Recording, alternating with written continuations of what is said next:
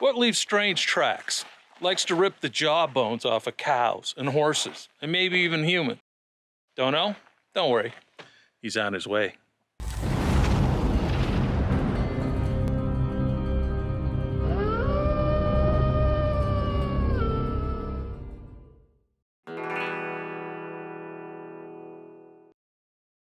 If you've ever been to the desert, you know it's magic.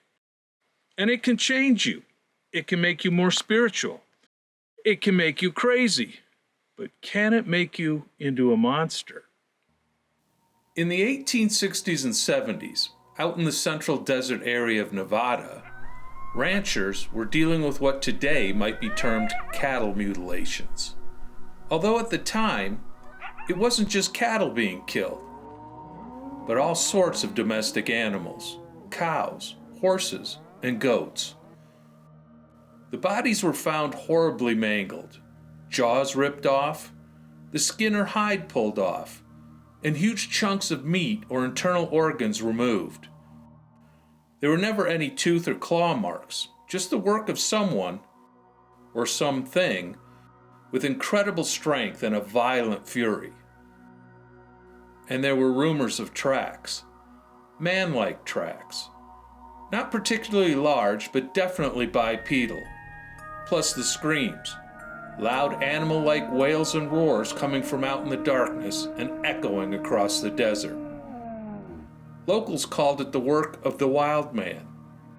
But what kind of wild man? Now, as you've seen in some of my other episodes, in the Old West, the idea of a wild man could encompass a lot of things. It could be someone suffering from mental illness, a lunatic, or a rancher who had, say, lost his family to sickness or attack, or a miner who'd spent way too much time alone. It can bring on all sorts of psychosis. It could also mean some creature that people don't know. And in this case, do we have a little of both? Because as you'll see, the story goes like this. In July of 1870, an article appeared in the Marin Journal in California that told of the wild man of Nevada, but also included an eyewitness account. Actually, there were a few eyewitnesses, as it concerned a group of hunters who had decided to head into the desert and surrounding mountains to try and put a face to a name, as it were.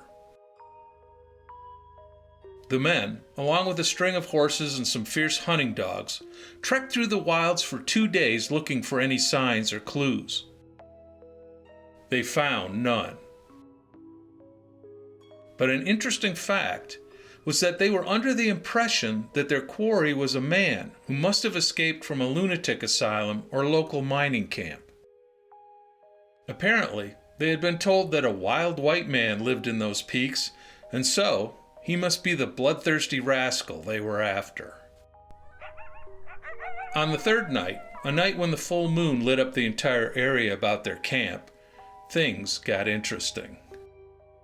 Having tied up their horses, stacked their arms, and finished dinner, the men were sitting around the fire with their dogs, talking and smoking, when the sound of brush cracking and limbs breaking alerted them to something approaching their camp. Rising to meet the visitor, the men were shocked when something boldly stepped out of the scrub and stood directly in front of them in the moonlight and glow from the fire. These are the eyewitnesses' exact words. We had a splendid view of the object. It is undoubtedly a white man, about 40 years old, nearly covered by a long coat of fine hair, and in his appearance not at all startling. He carried in his right hand a huge club, and in his left a rabbit or some other small animal. He caught sight of us almost instantaneously as the moon shone out, and with a scream like the roar of a lion, and brandishing his club, dashed past the camp and attacked the horses in a frenzy of madness.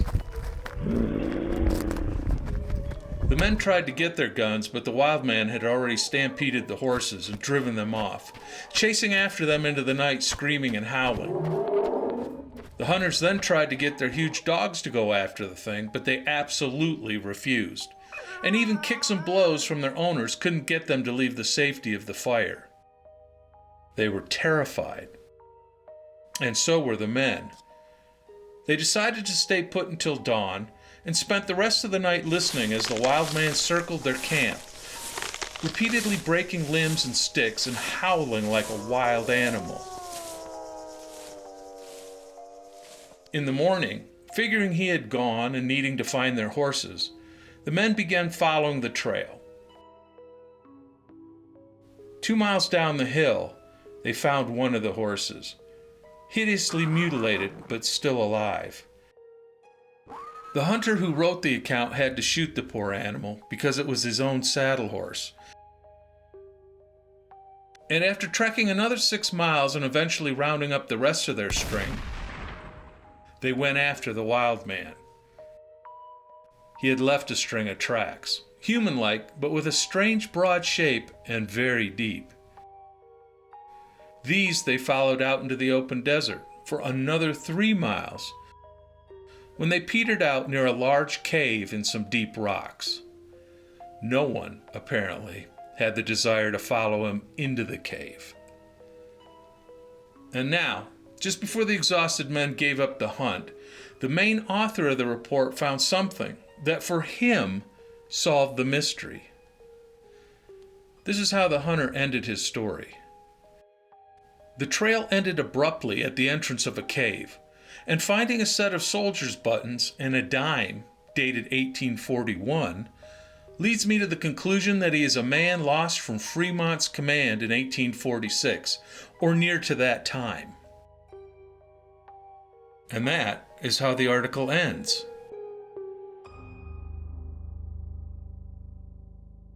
Now, for those of you who aren't students of American history, John C. Fremont was an American explorer and military officer who led several expeditions into the Southwest and the West in the early 1840s. And the idea here from our eyewitness is that this creature, or someone who became a creature, was a deserter from one of his expeditions. But does that hold water? Now, the article I referenced was written 30 years after Fremont's last expedition. So for a deserter to lose his clothes, yeah, okay. To grow hair all over his naked body, no. To run around barefoot in the desert, which is just about the last place you'd want to do that, What about developing the strength to pull the jawbone off of cows or horses? His lion-like roar. And the fact that dogs wouldn't follow him. If you're making a list of you-know-who, this guy sure fits the bill. Something or someone that's been reported since Native American times right up till today. I'm ML Behrman. I'll see you next time.